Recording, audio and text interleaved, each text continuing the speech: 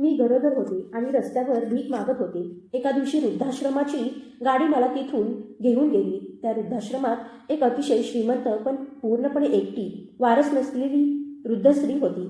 मरण्यापूर्वी तिने आपले सर्व दागिने आणि संपत्ती माझ्या पोटात असलेल्या बाळाच्या नावावर केली. वकिलाने कागदपत्रे तयार करताना जे सत्य समोर आणले ते पाहून मी पूर्णपणे स्तब्ध झाले. अहमदाबादच्या डिसेंबरमधील त्या रात्रींपैकी ती एक रात्र होती. थंडी इतकी तीव्र होती की हाडांपर्यंत शिरून रक्त गोठवेल असे वाटत होते. आकाशावर गडद ढगांची चादर पसरली होती. चंद्र आणि तारे त्या काळोखात लपून गेले होते. रस्त्यावर असलेले पिवळसर दिवेही धूसर आणि उदास दिसत होते. फुटपाथच्या कडेला बसून मी माझ्या फाटलेल्या जुन्या शालीत स्वतःला गुंडाळण्याचा निष्फळ प्रयत्न करत होते. पण थंडी माझ्या शरीराच्या प्रत्येक भागात शिरतच होती. माझं नाव वैष्णवी आहे. काही काळापूर्वीपर्यंत मी एका सन्मानित घराण्याची मुलगी आणि प्रेम करणाऱ्या पतीची पत्नी होते. पण वेळेच्या निर्दयी चक्राने मला अशा टप्प्यावर आणून उभं केलं जिथे माझी ओळख फक्त एक भिकारी स्त्री म्हणून उरली होती. माझी 6 महिन्यांची गरोदरपणाची अवस्था आनंद देण्याऐवजी ओझं बनली होती. त्या जीवाचं संरक्षण करण्यासाठी मला स्वतःच्या सन्मानाची राख करावी लागली होती. भुकेमुळे माझ्या पोटात कळा येत होत्या. माझ्या पोटात वाढणाऱ्या त्या लहान जीवाची हालचाल मला पुन्हा पुन्हा सांगत होती की मी एकटी नाही. माझ्या रक्तात अजून एक आयुष्य जोडलेलं आहे आणि त्याची जबाबदारी माझ्यावर आहे. रस्त्यावरून वेगाने गाड्या जात होत्या. त्यात बसलेले लोक मला एखाद्या तुच्छ वस्तू सारखं पाहून पुढे निघून जात होते. कापऱ्या हाताने मी पुन्हा हात पुढे केला. माझ्या कोरड्या घशातून कष्टाने शब्द बाहेर पडले. त्या क्षणी माझ्या हृदयावर आणखीन एक घाव बसला. मला आठवण झाली त्या दिवसांची जेव्हा मी बाबांची लाडकी होते आणि ते मला राजकन्येसारखं जपत होते. आज मात्र मी या शहराच्या रस्त्यावर असह्य अवस्थेत होते जिथे माझं बालपण गेलं होतं. भूक आणि अशक्तपणामुळे माझ्या डोळ्यांसमोर अंधार दाटू लागला. डोकं गरगरू लागलं. फुटपाथची थंड आणि कठीण जमीन मला स्वतःकडे ओढून लागली. उठण्याचा खूप प्रयत्न केला पण पायांनी साथ दिली नाही. मी लडखडत खाली कोसळले आणि सभोवताल पूर्ण शांत झाला. शुद्धीवर आल्यावर सर्वप्रथम जाणवली ती ऊब. थंडी आणि ओलसर रस्त्याची कडक थंडी नाहीशी झाली होती. मी एका मऊ बिछाण्यावर पडले होते. माझ्यावर जाड उबदार पांघरूण होते. खोली रुग्णालयासारखीच होती पण इथलं वातावरण अधिक शांत आणि दिलासा देणारं होतं. माझ्या उशाशी मध्यम वयाची एक परिचारिका उभी होती. मी डोळे उघडताच ती हसली आणि म्हणाली, "घाबरू नकोस बाळा, तू सुरक्षित आहेस. हे वृद्धाश्रम आहे," असं तिनं सांगितलं. ते शब्द ऐकताच माझ्या डोळ्यांतून अश्रू वाहू लागले. कारण कित्येक महिन्यांपासून मी फक्त अपमान आणि तिरस्कारच पाहिला होता. मला गरम दूध देण्यात आलं. ते पिताना मला वाटलं जणू माझ्या मृतप्राय शरीरात पुन्हा जीव संचारत आहे. पुढचे काही दिवस मी त्या वृद्धाश्रमातच राहिले. हळूहळू मला कळलं की ही एक जुनी हवेली होती जिला एका स्वयंसेवी संस्थेने वृद्धाश्रमात रूपांतरित केलं होतं. इथे प्रामुख्याने वृद्ध स्त्रिया राहत होत्या ज्यांना त्यांच्या मुलांनी ओझं समजून घराबाहेर काढलं होतं. काही पूर्णपणे एकट्या होत्या तर काहींचं या जगात कोणीच उरलेलं नव्हतं.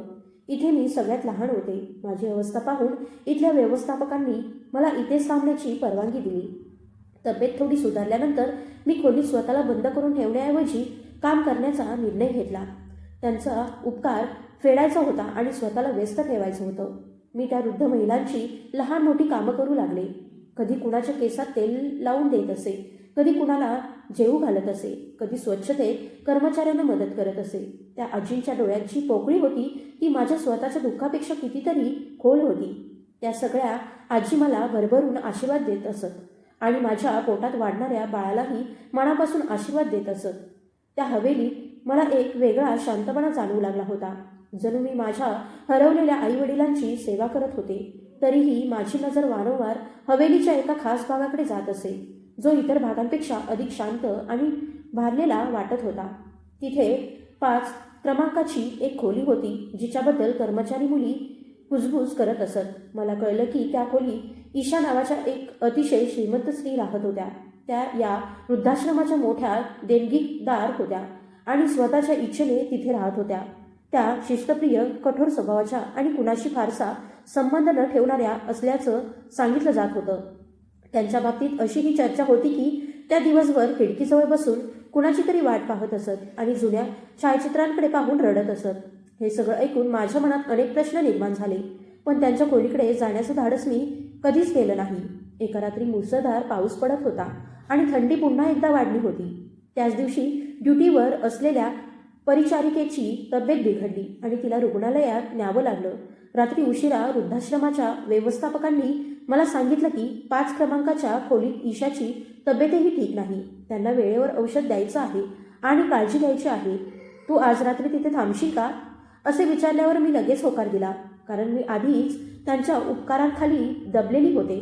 थोडीशी भीती मनात ठेवून मी चादर अंगावर घेतली आणि 5 क्रमांकाच्या खोलीकडे निघाले, कारण त्यांच्या रागीट स्वभावाबद्दल मी बरंच काही ऐकलं होतं. दरवाजावर टकटक करून आत गेले तेव्हा मी थक्क झाले, कारण ती खोली वृद्धाश्रमाचा भाग वाटत नव्हतीच, तर एखाद्या राजवाड्यासारखी भासत होती. जमिनीवर महागडं इराणी गालिचं अंथरलेलं होतं. भिंतींवर सुंदर चित्र लावलेली होती आणि फर्निचर अतिशय मौल्यवान लाकडाचं बनलेलं होतं. खोलीत औषधांच्या वासावर मात करणारा सौम्य सुगंध दरवळत होता. खिडकीसमोर ठेवलेल्या आराम खुर्चीवर एक वृद्ध स्त्री बसलेली होती. तिची पाठ माझ्याकडे होती आणि ती उघड्या खिडकीतून बाहेर पडणाऱ्या पावसाकडे पाहत होती. मी धीर एकवटून हळूच नमस्कार केला. त्यांनी वळून पाहिलं तेव्हा त्यांच्या चेहऱ्यावर खोल सुरकुत्या होत्या, पण त्यामध्ये एक वेगळा सन्मान आणि सौंदर्य दडलेलं होतं, ज्यावरून त्यांच्या तरुणपणीच्या देखणेपणाची कल्पना येत होती. त्यांच्या डोळ्यात खोलपणा आणि कोरडेपणा होता. मी त्यांना सांगितलं की आज परिचारिका उपलब्ध नाही, म्हणून आज रात्री मी त्यांची काळजी घेणार आहे आणि माझं नाव वैष्णवी आहे. त्यांनी क्षणभर माझ्याकडे पाहून पुन्हा खिडकीकडे नजर वळवली, जणू माझं अस्तित्व त्यांच्यासाठी महत्त्वाचं नव्हतंच. त्या माझ्याशी संवाद टाळत होत्या. मी शांतपणे एका बाजूला बसले आणि खोली न्याहाळू लागले. सगळ्या वस्तू अतिशय नीटनेटक्या होत्या, पण त्या नीटनेटक्यापणातही एक गूढ एकटेपणा जाणवत होता. बाजूच्या टेबलावर काही जुनी पुस्तकं आणि वैयक्तिक वस्तू ठेवलेल्या होत्या. थोड्याच वेळात त्यांना तीव्र खोकल्याचा झटका आला. मी पटकन उठून पाण्याचा ग्लास आणला. त्यांनी थरथरत्या हाताने तो घेतला आणि 2 घोट पाणी पिऊन खोल श्वास घेतला. मी पुढे जाऊन त्यांची शाल नीट केली आणि पायांवर पांघरून घातलं. माझ्या स्पर्शाने त्या दचकल्या, जणू कित्येक वर्षांपासून मानवी स्पर्शाची त्यांना सवयच उरली नव्हती. यावेळी त्यांनी माझ्या चेहऱ्याकडे नीट पाहिलं आणि त्यांच्या नजरेतला कडकपणा कमी होऊन आश्चर्य जास्त दिसू लागलं. त्या माझ्या हातांकडे पाहत काहीतरी बोलणार होत्या, पण थांबल्या आणि सावरत म्हणाल्या की तू इथे काम करतेस का? चेहऱ्यावरून तरी तू सुसंस्कृत घराण्यातील वाटतेस, मग अशी अवस्था कशी आली? तो प्रश्न माझ्या जखमा पुन्हा उघडणारा होता. मी थरथरत्या आवाजात सांगितलं की परिस्थितीने मला इथे आणलं आहे. कधी माझंही घर होतं, आईवडील होते, सन्मान होता, पण नशिबानं सगळं हिरावून घेतलं. तेव्हा ईशा हळूच हसत म्हणाली की नशीब हे फक्त कारण असतं बाळा. खरं तर माणसाला त्याचेच निर्णय उद्ध्वस्त करतात, किंवा मग ते लोक ज्यांच्यावर आपण डोळे झाकून विश्वास ठेवतो. त्यांच्या शब्दात अनुभवाची कडवट छाया होती आणि मला जाणवलं की त्या स्वतःही फसवणुकीच्या जखमांशी झुंज देत असाव्यात. मग त्यांनी माझ्या पोटाकडे पाहत विचारलं की या बाळाचे वडील कुठे आहेत? त्यांनी सुद्धा तुला सोडलं का? तो प्रश्न माझ्यासाठी धारदार वारासारखा होता. डोळ्यात अश्रू दाटले, पण मी स्वतःला सावरत सांगितलं की मी प्रेमविवाह केला होता एका श्रीमंत तरुणाशी. त्याने आयुष्यभर साथ देण्याची वचने दिली होती, पण जेव्हा त्याच्या कुटुंबाने संपत्तीतून बेदखल करण्याची धमकी दिली तेव्हा त्याचं प्रेम तिथेच संपलं आणि मला या अवस्थेत रस्त्यावर सोडून तो निघून गेला. ज्यावेळी मला त्याच्या आधाराची सर्वाधिक गरज होती तेव्हा त्याने संपत्ती निवडली आणि मी निष्ठा. मी प्रेमाच्या बदल्यात सर्वस्व दिलं आणि काहीही न पाहता पुढे गेले. माझे ओठ काहीतरी बोलू पाहत होते, पण आवाज साथ देईना. ती ईशाजी कधीच आपल्या खोलीबाहेर पडत नसे, एकटेपणाची चादर पांघरून जगत असे, जिच्या आयुष्याचा उद्देश त्या रात्री बदलला. पुढच्याच आठवड्यात त्यांनी वृद्धाश्रमाच्या व्यवस्थापकांना बोलावून ठाम शब्दात सांगितलं की वैष्णवी आजपासून ना सामान्य सेविका आहे ना इथली रहिवासी. ती माझ्या मुलीसारखी आहे. तिचं अंथरूण माझ्याच खोलीत टाकलं जाईल. तिच्या आहाराची आणि औषधांची विशेष काळजी घेतली जाईल आणि तिचे सर्व खर्च मी उचलेन. व्यवस्थापक आणि कर्मचारी थक्क होऊन माझ्याकडे पाहत राहिले, कारण ईशानी आजवर कुणासाठीही अशी माया दाखवलेली नव्हती. माझ्यासाठी हे सगळं स्वप्नासारखं होतं आणि मला वाटलं की माझ्या संयमाचं फळ मला मिळालं आहे. मी त्यांना सांगू पाहिलं की मी त्यांच्यावर ओझं बनू इच्छित नाही, पण त्यांनी माझ्या हातावर आपला हात ठेवून मला थांबवलं आणि म्हणाले की तू ओझं नाहीस वैष्णवी बाळा, तू तर तो शांततेचा स्पर्श आहेस ज्याच्या शोधात मी संपूर्ण आयुष्य घालवलं. मला काहीतरी देऊ दे. त्या दिवसापासून मी त्यांच्या खोलीत राहू लागले आणि जो कक्ष कधी शांतता आणि उदासीचं प्रतीक होता तो हळूहळू जिवंतपणाने भरून लागला. त्यानंतर त्या खोलीत जीवनाची चैतन्यपूर्ण हालचाल सुरू झाली होती. ईशाने माझ्यासाठी नवे कपडे मागवले, सुकामेवा, फळे आणि शक्तिवर्धक औषधे आणली. त्या मला दिवसभर आपल्या जवळ बसून ठेवत आणि हट्टाने मला जेवू घालत. माझ्या पोटावर हात ठेवून त्या तासनतास काहीतरी विचार करत बसत आणि त्यांच्या चेहऱ्यावर कधी हसू उमटत तर कधी खोल पश्चातापाची छाया दिसत असे. त्या मला वारंवार माझ्या वडिलांबद्दल विचारत. तेजसला कोणता रंग आवडायचा, त्यांना कोणते पदार्थ प्रिय होते, ते कधी जुन्या दिवसांबद्दल बोलायचे का. मी त्यांना सांगत असे की बाबांना निळा रंग फार आवडायचा आणि पावसाळ्यात ते छतावर बसून व्हायोलिन वाजवत असत आणि तासनतास एकच उदास सूर छेडत राहत. मी त्यांना हेही सांगितलं की बाबा नेहमी म्हणायचे की माणसाने माफ करायला शिकलं पाहिजे, कारण चुकणं सगळ्यांकडून होतं. हे ऐकताच ईशा अक्षरशः ढसाढसा रडू लागल्या आणि म्हणाल्या की तो खरंच असं म्हणायचं का, त्याचं मन खरंच एवढं मोठं होतं का. त्यावेळी त्यांचा आशय मला पूर्णपणे कळला नाही, पण मी त्यांचे अश्रू पुसले आणि त्यांना धीर दिला. वेळ जसजसा पुढे सरकत गेला तसतसं माझं आणि त्यांचं नातं आई मुलीपेक्षाही अधिक घट्ट होत गेलं. मी त्यांची काळजी घेत होते, पाय दाबत होते, वेळेवर औषधे देत होते आणि त्या मला आपल्या आशीर्वादात आणि मायेच्या कवेत ठेवत होत्या. मला जाणवत होतं की त्या आपल्या प्रचंड संपत्तीपेक्षा मला अधिक महत्त्व देत आहेत. एका दिवशी त्यांनी मला सांगितलं की त्यांचे पती अतिशय श्रीमंत होते, पण त्यांच्यासोबत त्या कधी सुखी राहू शकल्या नाहीत. त्या म्हणाल्या की संपत्ती माणसाला सुविधा देऊ शकते वैष्णवी, पण समाधान कधीच देऊ शकत नाही. समाधान विकत घेण्याच्या नादात मी माझी झोप गमावली. त्यांच्या बोलण्यात नेहमीच गूढ अर्थ असायचा.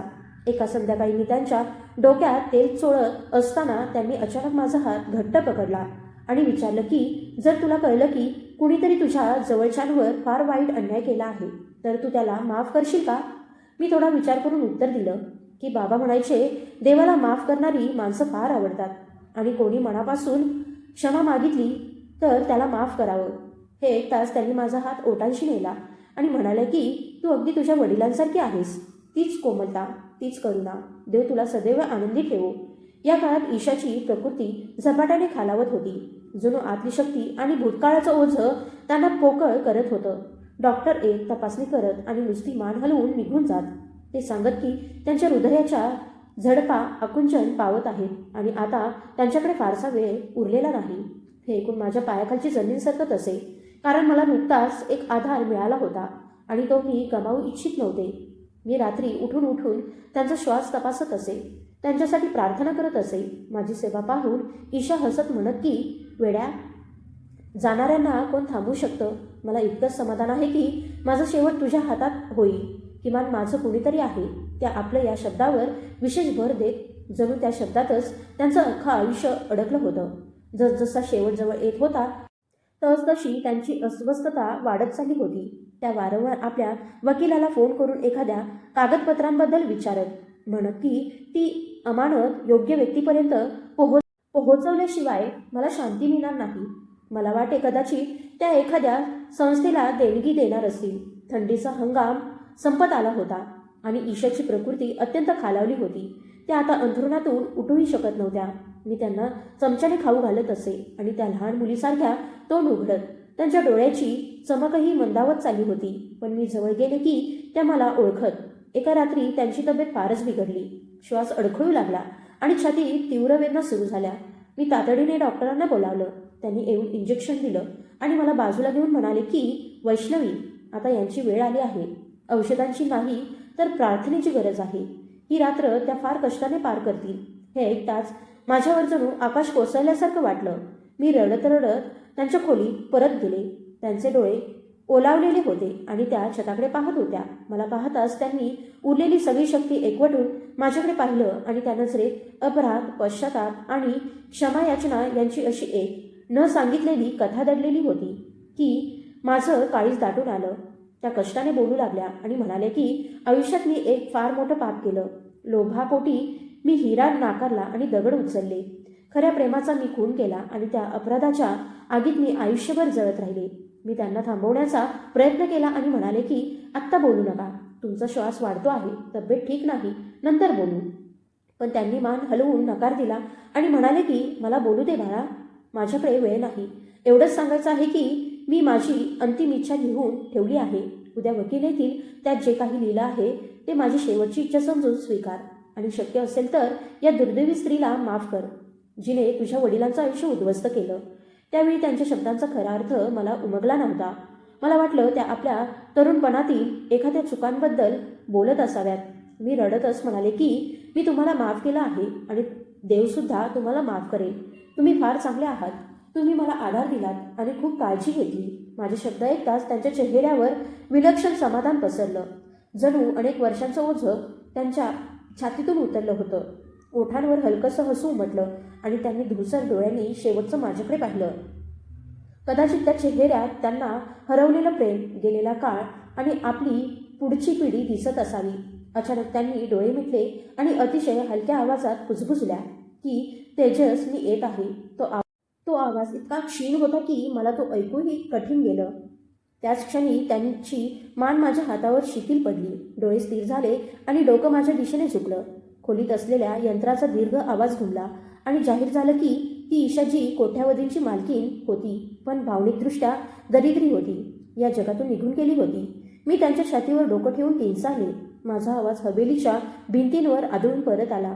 बाहेर आकाशात ढग जोरात गरजले आणि मुसळधार पाऊस सुरू झाला.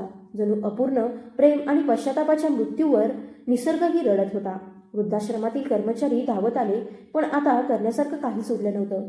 रडणं याशिवाय. मी त्यांच्या पलंगाशेजारी जमिनीवर बसले. त्यांचा हात अजूनही माझ्या हातात होता, पण त्यातली ऊब निघून गेली होती. मला असं वाटत होतं की आज मी पुन्हा एकदा माझे आई वडील गमावले आणि पुन्हा एकटी झाले. मला माहीत नव्हतं की उद्याचा सूर्योदय माझ्यासाठी एका नव्या परीक्षेची सुरुवात करणार आहे. मला हेही ठाऊक नव्हतं की जिच्यासाठी मी इतकं रडते आहे ती स्त्री माझ्या भूतकाळातील अनेक दुःखांना कारणीभूत होती आणि माझ्या भवितव्याची पायाभरणीही तीच करून गेली आहे. त्या क्षणी मात्र फक्त दुःख आणि अंधार होता. अशी एक शांतता होती जी माझ्या अस्तित्वात खोलवर शिरत होती.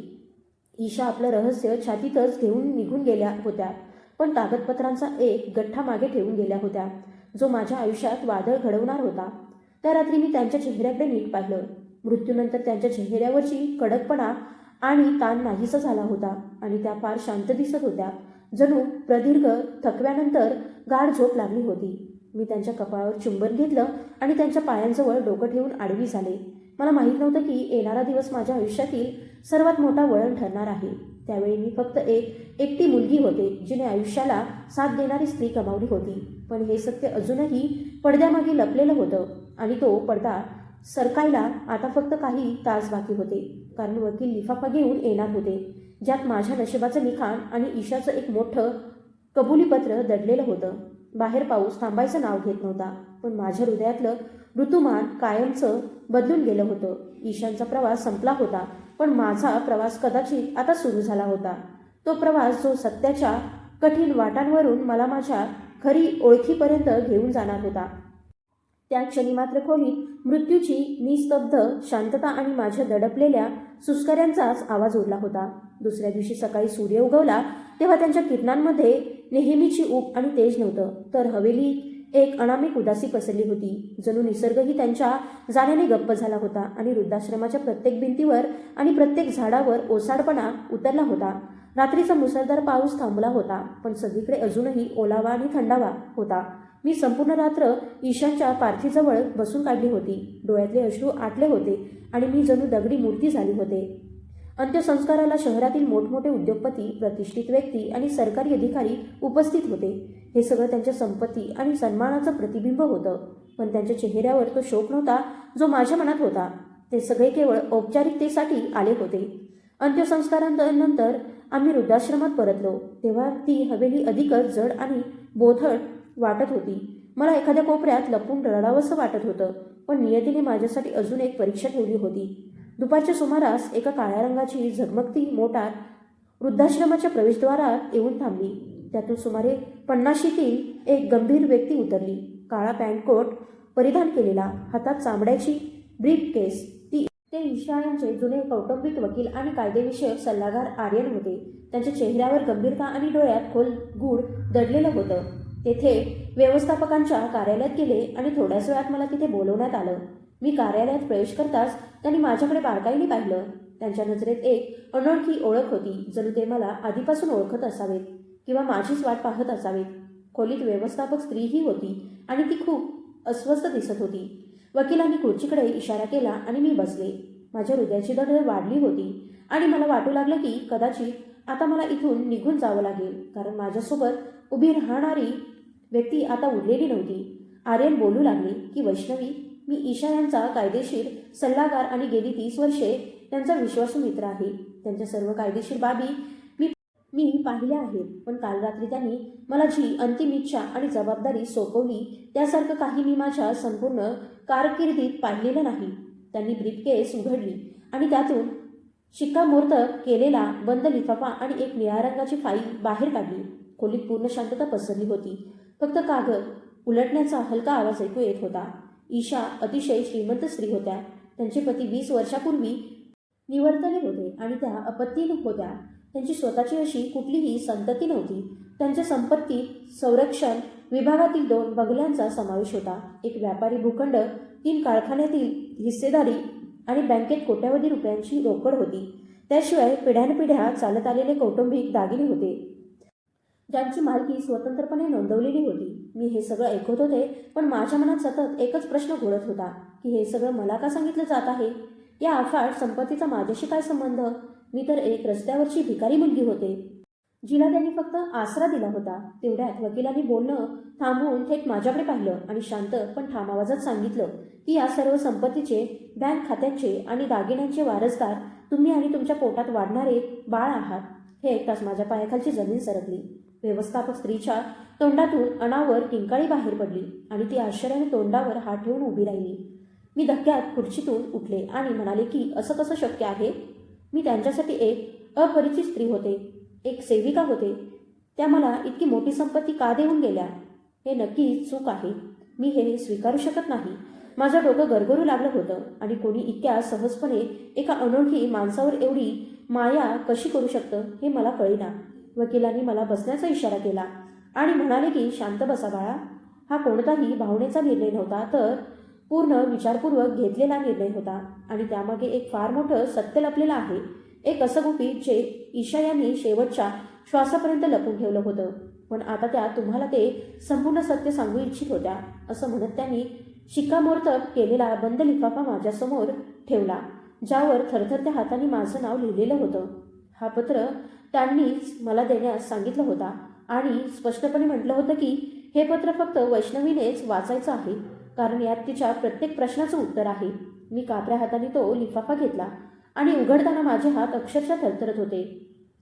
आत सुगंधी कागद होता, ज्यावर अश्रूंचे डाग स्पष्ट दिसत होते. हे ईशा यांचं शेवटचं मनोगत होतं.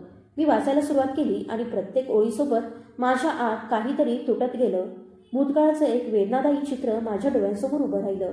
पत्रात लिहिलं होतं की माझ्या प्रिय वैष्णवी, जर तू हे वाचत असशील तर याचा अर्थ मी माझ्या अपराधांचं ओझं घेऊन या जगातून निघून गेले आहे.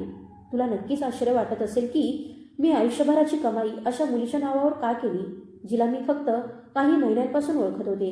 पण सत्य असं आहे की मी तुला तेव्हापासून ओळखते, जेव्हापासून तू जन्मालाही आली नव्हतीस. मी तुला तेव्हापासून ओळखते जेव्हा तू आईच्या पोटात होतीस. तुझ्या वडिलांच्या तेजसच्या आयुष्यात मी पहिलं प्रेम होते. आम्ही लहानपणी एकत्र खेळत मोठे झालो. त्याच बालपणी आम्ही खेळण्यातल्या बाहुल्यांचं लग्न लावलं होतं आणि तारुण्यात एकमेकांसोबत आयुष्य घालवण्याच्या शपथा घेतल्या होत्या. पण मी एक कटू सत्य ओळखलं होतं की तेजस तुला कधीही ते वैभव देऊ शकणार नव्हता, ज्याची एक देखणी मुलगी स्वप्न पाहते. हे सत्य मी नाकारू शकले नाही, कारण प्रेमाने पोट भरत नाही, त्यासाठी पैशांची गरज असते आणि त्यावेळी तेजसकडे ना व्यवसाय होता ना आयुष्याचा ठोस उद्देश. त्याच काळात माझ्यासाठी एक अतिशय श्रीमंत घराण्यातून विवाहाचा प्रस्ताव आला आणि त्या संपत्तीच्या झगमगाटाने माझे डोळे दिपले.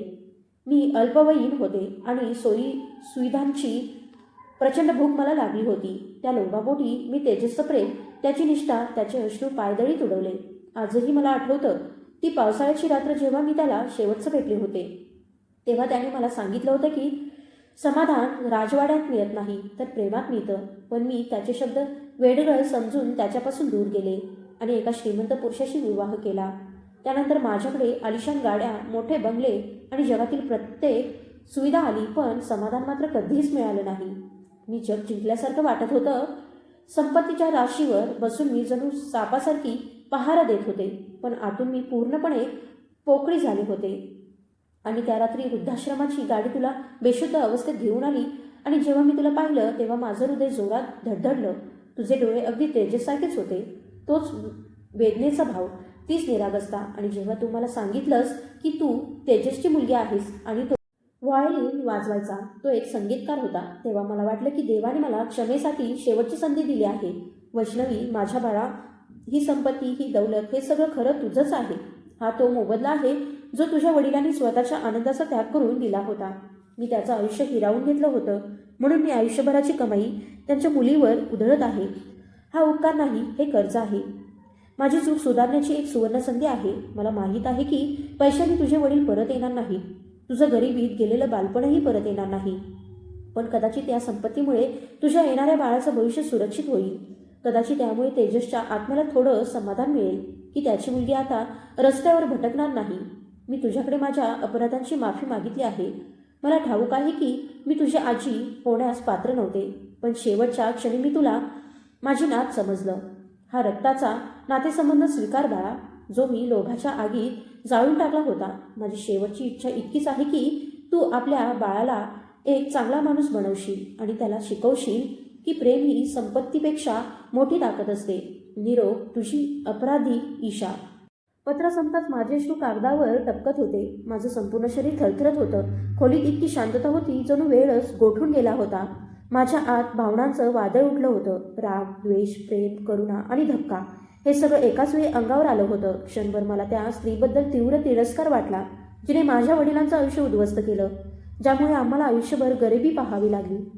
ती त्यांना सोडून गेली नसती तर कदाचित ते आज जिवंत असते. माझं बालपण वेगळं असतं. मला वाटलं ही वसियत फाडून फेकावी आणि ओरडून सांगावे की मला अशी संपत्ती नको जी माझ्या वडिलांच्या आयुष्याच्या किमतीवर उभी आहे. मी वकिलांसमोर उभी राहिले आणि माझा चेहरा रागाने लाल झाला होता. ते शांतपणे म्हणाले की बाळा, तो अधिकार तुझाच आहे, पण शांत मनाने विचार कर. देवाने तुला तुझ्या पिढीचं भविष्य बदलण्याची संधी दिली आहे. ईशा यांनी तुझ्याकडे माफी मागितली आहे आणि माफी करणं देवाला प्रिय असतं. त्यांनी आपली चूक मान्य केली आणि सर्व काही तुझ्या पायाशी ठेवलं. तुझे वडील असते तर त्यांनी माफ केलं नसतं का? या शब्दांनी मला पूर्ण हादरवून टाकलं. वडील असते तर नक्कीच माफ केले असते. त्यांच्या शेवटच्या शब्दांची आठवण माझ्या कानात घुमू लागली होती. वैष्णवी, मनात द्वेष ठेवून जगू नकोस. कोणी माफी मागितली तर त्याला माफ कर. माझा राग अश्रूंमध्ये विरघळला. मी खुर्चीत कोसळले आणि मोठ्याने रडू लागले. ही संपत्ती माझ्यासाठी आनंद नव्हती, तर माझ्या वडिलांच्या दुःखाची भरपाई होती. मी ते पत्र छातीशी घट्ट धरून ठेवले. तेव्हाच मला जाणवलं की ती स्वतःही किती वेदनेत होती. राजवाड्यात राहूनही तिने काट्यांवरच आयुष्य काढलं होतं. ती दोषी होती, पण पूर्णपणे निर्दोषही होती. स्वतःच्या हव्यासाची कैदी होती आणि शेवटी ती माझीच होती. माझ्या वडिलांची प्रियसी, त्यांचं प्रेम. वकिलांनी मला पाणी दिलं आणि कायदेशीर प्रक्रिया पूर्ण करण्यासाठी कागद पुढे केले. मी थरथरत्या हाताने त्या कागदांवर सही केली. त्या सह्यांसोबतच मी वैष्णवी, जी कालपर्यंत रस्त्यावर भीक मागत होते, आज कोट्यावधींच्या संपत्तीची मालकीण झाले होते. पण मला माहीत होतं की ही संपत्ती माझ्यासाठी नाही, तर माझ्या पोटात वाढणाऱ्या त्या निरागस बाळासाठी आहे, ज्याला मी ते सगळं देणार होते जे मला कधीच मिळालं नाही. वकिलांनी मला सांगितलं की ईशा यांनी आपल्या इच्छापत्रात हेही नमूद केलं आहे की त्यांच्या संपत्तीत एक खास दागिन्यांचा संच आहे, जो त्यांनी स्वतःसाठी आणि तेजससाठी विवाहासाठी तयार करून घेतला होता, पण कधी घालू शकल्या नाहीत. तो संच त्यांनी माझ्याकडेच राहावा अशी त्यांची इच्छा होती. व्यवस्थापक बाईंनी मला मिठीत घेतलं आणि रडत रडत अभिनंदन केलं. पण माझ्या मनात आनंद नव्हता, तर फक्त एक जड जबाबदारी होती. सर्व कायदेशीर प्रक्रिया पूर्ण झाल्यावर वकील निघून गेले आणि मी एकटीच त्या खोलीत बसून खिडकीतून आकाशाकडे पाहत राहिले. पावसानंतर आकाश स्वच्छ झालं होतं आणि मंद उजेड पसरला होता. मी पोटावर हात ठेवून माझ्या बाळाला सांगितलं की तुला गरिबी पाहावी लागणार नाही. तुझ्या आजीनं तुझ्यासाठी खूप काही सोडून ठेवलं आहे, पण मी तुला त्यापेक्षा महत्त्वाचं काही शिकवेन. काही दिवसांनी मी ईशा यांच्या बंगल्यात राहायला गेले. तो बंगला आता माझाच होता. तिथल्या जुन्या सेवकांनी मला नवीन मालकीण म्हणून आदरानं स्वीकारलं. मी सर्वप्रथम ईशा यांच्या खोलीत गेले. भिंतीवर त्यांचा तरुणपणातील मोठा सुंदर फोटो लावलेला होता. मी तो फोटो काढला आणि त्या जागी माझ्या वडिलांचा फोटो लावला. मग त्या फोटोखाली ईशा यांचा फोटोला ठेवला. जणू प्रेम आणि वेदनेची दोन टोकं एकत्र आली होती. संपत्ती फिरून पुन्हा तिथेच आली होती जिथे तिचं स्थान होतं. पण या प्रवासात दोन आयुष्य राग झाली होती. मी आजही तेजस आणि ईशा यांच्या आत्म्याच्या शांतीसाठी प्रार्थना करते. कदाचित ते दोघेही वरून पाहत समाधानी असतील. मी ईशा यांना माफ केलं आहे कारण मला ठाऊक आहे की क्षमा केल्याने माणसाचं मन हलकं होतं. आज मी त्या वृद्धाश्रमाची सर्वात मोठी देणगीदार आहे. मला कुणीही एकटेपणात मरण पावू नये किंवा माझ्यासारखी दुसरी कोणतीही वैष्णवी रस्त्यावर भटकू नये असंच वाटतं. हेच माझं अंतिम कार्य आणि हीच माझी खरी वारसा ठरली आहे. कथा इथे संपली असं वाटत असलं तरी माझ्या आयुष्याची खरी सुरुवात इथूनच झाली होती. अशा सुरुवातीची ज्यात दुःख होतं पण आशेचा प्रकाशही होता. आणि सगळ्यात महत्त्वाचं म्हणजे आता माझ्याकडे स्वतःची ओळख होती. मी आता भिकारी नव्हते. मी तेजसची मुलगी आणि ईशा यांची नात होते. आणि मी माझ्या बाळाला आयुष्यातील जखमांना शक्तीमध्ये बदलण्याचं बळ शिकवलं होतं. वकील निघून गेल्यानंतरही वृद्धाश्रम आणि नंतर त्या बंगल्याच्या भिंतींमध्ये एक विचित्र शांतता पसरली होती. जणू प्रत्येक वस्तू मला विचारत होती की पुढे काय, आता काय होणार. संपत्ती आपोआप आयुष्य सोपं करत नाही हे मला चांगलंच उमगलं होतं. ईशा यांच्या निधनानंतर 7व्या दिवशी पहिली चाहूल लागली. मी बैठक खोलीत बसले होते आणि हातात वडिलांचा जुना फोटो धरला होता. तेवढ्यात बाहेर वाहनांचा आवाज आला. एक नाही, दोन नाही, तर 3 मोठ्या आलिशान गाड्या, काळी कार, चकचकीत धातू आणि त्यातून उतरलेला दर्प. जुने सेवक धावत आले आणि म्हणाले की मालकीन, काही लोक तुम्हाला भेटायला आले आहेत. मालकीन हा शब्द अजूनही मला अनोळखी वाटत होता. मी पदर नीट केला, मन घट्ट केलं आणि बाहेर गेले. समोर 4 जण उभे होते. एक मध्यमवयीन स्त्री जड दागिन्यांनी मढलेली, डोळ्यात दुःख नव्हतं तर फक्त हिशेब. 2 पुरुष महागड्या पोशाखात, चेहऱ्यावर हसू कमी आणि अहंकार जास्त. आणि चौथा असा एक माणूस ज्याच्या नजरेत पहिल्यापासूनच काहीतरी चूक वाटत होतं. तर तुम्हीच वैष्णवी आहात का? त्या स्त्रीनं असं विचारलं, जणू माझं नाव एखादी चूक असल्यासारखं.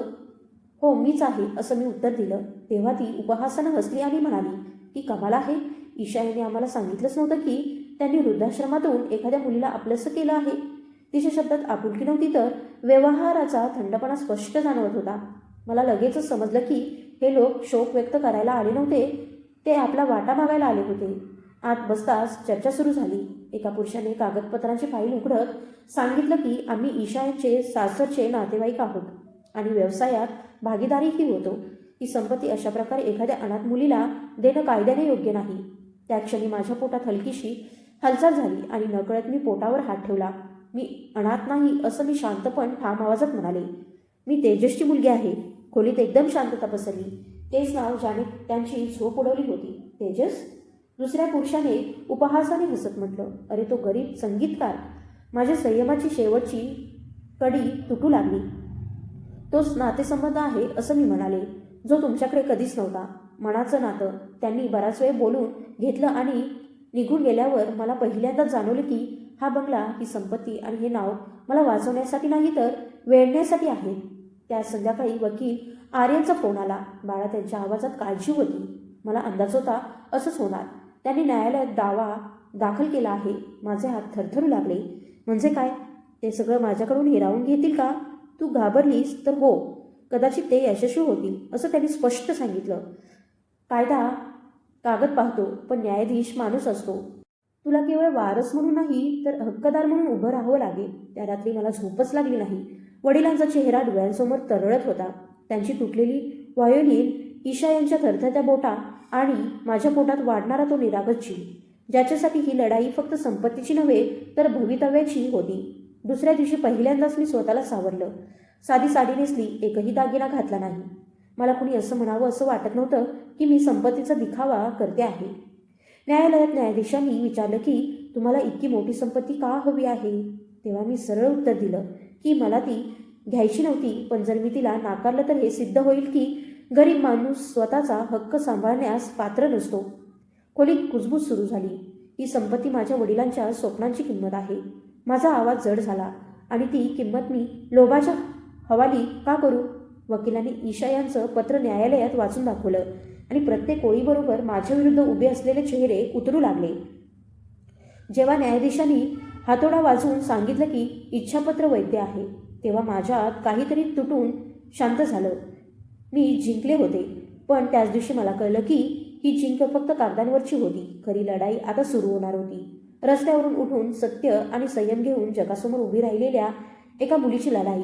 न्यायालयीन तारखा संपल्या होत्या आणि निकालाचा आवाज हळूहळू पसरत होता. पण माझ्या आतली हालचाल दररोज वाढत चालली होती. ती भीतीची नव्हती, तर माझ्यात वाढणाऱ्या एका जीवाची होती. डॉक्टरांनी सांगितलं होतं की मला फार काळजी घ्यावी लागेल. ताण घेऊ नकोस, जास्त थकू नकोस, रडू नकोस. सगळ्याचा परिणाम बाळावर होऊ शकतो. मी मनातल्या मनात हसले होते. ताण घेऊ नये. जिचं आयुष्य रस्त्यावर गेलं, जिला एका क्षणात कोट्यावधींची वारसदार बनवलं गेलं, जी नुकतीच वडिलांच्या आणि आजीच्या सत्याला सामोरी गेली आहे, ती ताण कसा टाळणार? रात्री अधिकच लांब वाटू लागल्या. एक दिवस आरशासमोर उभी राहून मी स्वतःकडे पाहिलं. महागडे कपडे होते, मोठी खोली होती, पण डोळ्यात ती जुनी वैष्णवी होती, घाबरलेली आणि एकटी. त्या क्षणी मला जाणवलं की मला माझ्या बाळासाठी सर्वात आधी एक मजबूत आई बनायचं आहे. फक्त श्रीमंत आई नाही. मी ठरवलं की मी भीतीपासून पळ काढणार नाही, तर तिला समोर जाईल. पुढच्या आठवड्यात पहिल्यांदाच मी एकटी मंदिरात गेले. ना सेवक सोबत होता, ना चालक. फक्त मी आणि माझं बाळ. मी जमिनीवर बसून डोळे मिटले. देवांनो, माझा आवाज थरथरत होता. मी आयुष्यात खूप काही गमावलं आहे. आई वडील, घर आणि ओळख. आता हे मात्र हिरावून घेऊ नको. त्या क्षणी माझ्या पोटात हलकीशी हालचाल झाली. जणू माझ्या बाळाने पहिल्यांदाच मला उत्तर दिलं होतं. त्या दिवशी मी रडले नाही. पहिल्यांदाच मला वाटलं की मी एकटी नाही. जसजसं महिने पुढे सरकत गेले, तसतसं माझं आणि त्या बाळाचं नातं अधिकच घट्ट होत गेलं. मी त्याच्याशी बोलू लागले होते. मला माहीत आहे असं मी त्याला सांगायचे. तुझे आजोबा फार चांगले माणूस होते. ते व्हायोलिन वाजवायचे. ते असते तर खूप आनंदी झाले असते. आणि अचानक प्रसूतीचा दिवस आला. रुग्णालयाच्या पांढऱ्या भिंती, प्रखर प्रकाश आणि यंत्रांचे आवाज, सगळं मला घाबरवत होतं. डॉक्टरने धीर धरायला सांगितलं. मी डोळे मिटले. बाबांचा चेहरा डोळ्यांसमोर आला. ईशा यांची थरथरणारी हसू आठवली. आणि मग एक तीव्र रडण्याचा आवाज घुमला. त्या रडण्यात माझं संपूर्ण आयुष्य मिसळून गेलं होतं. परिचारिकेने बाळ माझ्या कुशीत ठेवलं तेव्हा माझा श्वास थांबल्यासारखा झाला. ते लहानसं चेहऱ्याचं रूप, मिटलेले डोळे आणि तीच निरागसता जी बाबांच्या डोळ्यात असायची. मुलगा झाला आहे असं तिने सांगितलं. मी काहीच बोलू शकले नाही. फक्त त्याच्या कपाळावर चुंबन घेतलं. त्या क्षणी मला उमगलं की माझं आयुष्य आता 2 भागात विभागलं गेलं आहे. त्याच्या येण्याआधी आणि त्याच्या येण्यानंतर. मी त्याचं नाव अन्वित ठेवलं, कारण तो माझ्या तुटलेल्या काल आणि उमलत्या उद्याचा दुवा होता. आता माझ्या सकाळी बदलल्या होत्या. महागड्या पडद्यांतून येणारा सूर्यप्रकाश त्याच्या चेहऱ्यावर पडायचा आणि मी तासनतास त्याच्याकडे पाहत राहायचे. कधीकधी भीती परत यायची. मी चांगली आई ठरले नाही तर काय? मीही कधी तुटले तर काय? पण अन्वित आपल्या छोट्या बोटांनी माझी बोटं घट्ट धरायचा आणि माझी भीती विरघळून जायची. त्या दिवशी मी ठरवलं की हे बाळ माझ्या भीतीचा वारस होणार नाही, तर माझ्या धैर्याचं होईल. मी त्याला हे शिकवणार नाही की जग फक्त श्रीमंतांचं असतं. मी त्याला हे शिकवेन की जग माणसांनी बनतं. आणि प्रत्येक रात्री मी त्याला झोपवताना मनातल्या मनात म्हणायचे की तू माझी दुसरी सुरुवात आहेस आणि यावेळी मी हार मानणार नाही. अन्वितच्या येण्याने माझं घर भरून गेलं होतं. मला कळलं की संपत्ती योग्य हातात गेली नाही तर विष बनते, आणि तीच संपत्ती एखाद्या तुटलेल्या बाळाच्या हातात व्हायोलिनसारखी वाजू लागली तर आशीर्वाद ठरते. कथा इथे संपते, पण प्रवास नाही. कारण आता मी फक्त वैष्णवी नाही, मी तेजसची मुलगी आहे आणि हीच माझी खरी वारसा आहे. एवढंच सांगावंसं वाटतं की लोभातून मिळालेला पैसा दुःख देतो. धन्यवाद.